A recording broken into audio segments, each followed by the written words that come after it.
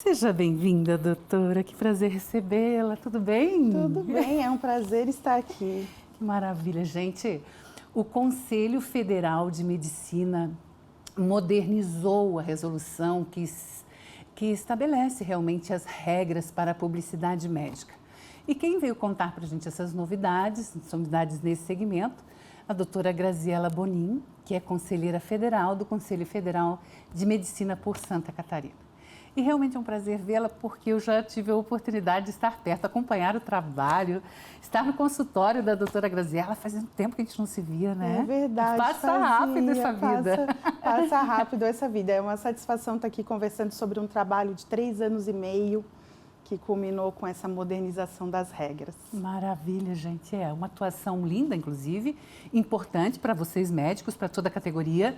E realmente pode-se dizer que essa modernização trouxe realmente aí uma mudança significativa, doutora? Trouxe muitas mudanças. A resolução, em princípio, precisamos dizer que essa nova resolução, ela já está publicada, então os médicos já podem conhecer as regras, a população também pode ter acesso a essas novas regras, mas elas só passam a valer em março de 2024, porque nós precisamos de um período de adaptação, tão grandes são elas.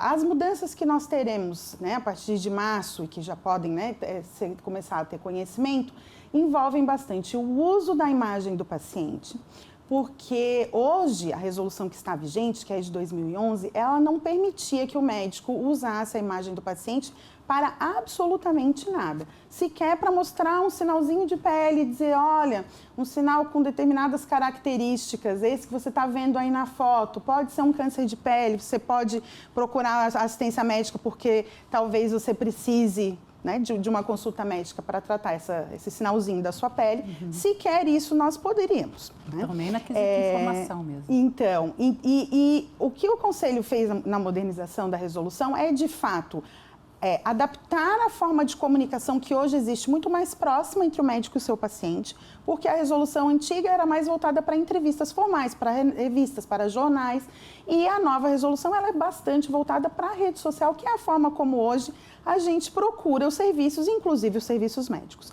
É claro que a gente precisa ter muitos cuidados, escolher um médico somente através das redes sociais pode nos fazer cair em algumas armadilhas, mas é ali que a gente pode conhecer um pouco do trabalho do médico, um pouco sobre o conhecimento dele sobre a especialidade dele. Então, a gente quer que o médico seja uma autoridade em saúde e que ele possa estar na rede social mostrando esse conhecimento dele e o paciente possa olhar assim, ver se deu match, se eu vou lá, né, me consultar e me operar, passar por um procedimento com aquele médico.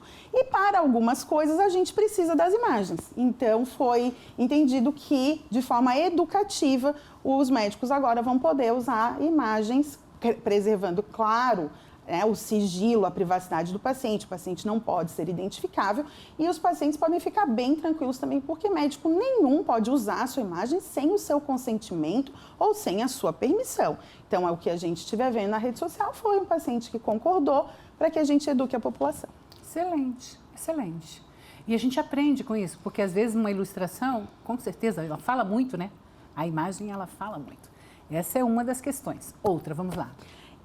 Outra coisa que foi uma reinterpretação do Conselho a respeito do médico como um agente no mercado, vamos dizer. O mercado da saúde, né, a parte empresarial relacionada à medicina e à saúde, ela movimenta bilhões de reais por ano, e o médico sempre ficou à margem disso. Então, hoje o Conselho entendeu que, e está nessa resolução, embora ela trate de publicidade, que o médico ele pode ser sócio de uma empresa que produz órteses e próteses, ele pode ser sócio de uma empresa que produz modeladores pós-operatórios para cirurgia plástica e até mesmo de uma ótica, desde que ele não faça uma interação entre a sua atuação como médico e a sua atuação como empresário, porque isso realmente é proibido por lei e isso poderia gerar conflitos de interesse que colocariam o interesse do paciente em segundo plano, em detrimento do interesse do médico.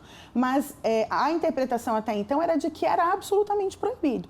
E agora foi entendido que é possível, mas que a gente tem que dissociar. Então, se eu sou sócia de uma empresa de órteses e próteses, eu não posso, no meu consultório, falar sobre essa empresa e quando eu falar sobre essa empresa em entrevistas, eu preciso manifestar os meus conflitos de interesse. Então, eu vou poder falar, olha, a prótese tal, eu considero ela excelente, mas eu preciso deixar declarado que eu sou sócia também dessa empresa, então para que as pessoas que estão me ouvindo possam levar em consideração que talvez eu tenha um conflito de interesse ao elogiar determinado material, exatamente.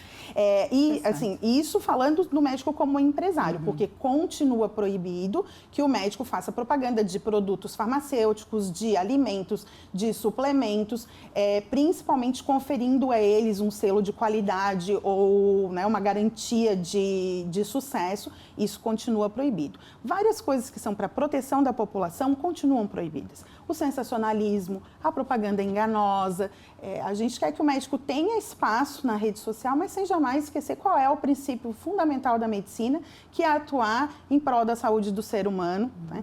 E então isso continua sendo um dos princípios fundamentais da medicina aplicável à publicidade.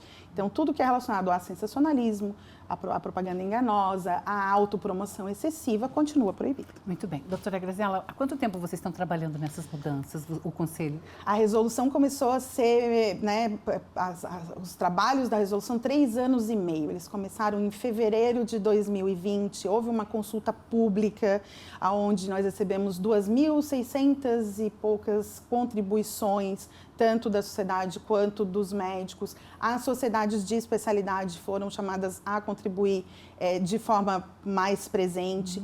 A comissão, assim, a Comissão de Divulgação de Assuntos Médicos do Conselho Federal de Medicina, ela tem perto de 18 a 20 integrantes. Mais à frente, o relator, que é o Dr. Emanuel Fortes, que é conselheiro por Alagoas, selecionou um grupo de conselheiros para ajudar com a redação propriamente. Nós tivemos diversas reuniões com especialistas em direito médico, em marketing, em publicidade, para chegar no texto que foi aprovado pela plenária em 13 de julho desse ano. Muito bem, e nós temos N alterações, né, que vai ser observada com certeza pelos médicos. Eu me interesso muito, porque já que eu gosto muito de entrevistar, vejo a importância da gente trazer médicos aos nossos programas, né? A gente também tem que ficar ligado nessas alterações, mas traz uma proximidade melhor mesmo, né? Com todos esses estudos, com todas essas avaliações, essas análises da medicina em si, do conhecimento em si, da informação em si, com nós, né? Com os pacientes, vamos dizer. É verdade. Os pacientes têm o interesse no assunto e a resolução vai permitir que os médicos éticos tenham espaço para serem autoridades nesse assunto. Excelente. Até uma próxima, tá? Muito obrigada. Nós que agradecemos. Até uma próxima. A gente fica feliz. Então, válido. Lembrando essas alterações de modernização e resolução da publicidade médica a partir de 2024. Até o final do ano, continua do mesmo jeito. Até março de 2024. Muito bem. Dado o recado.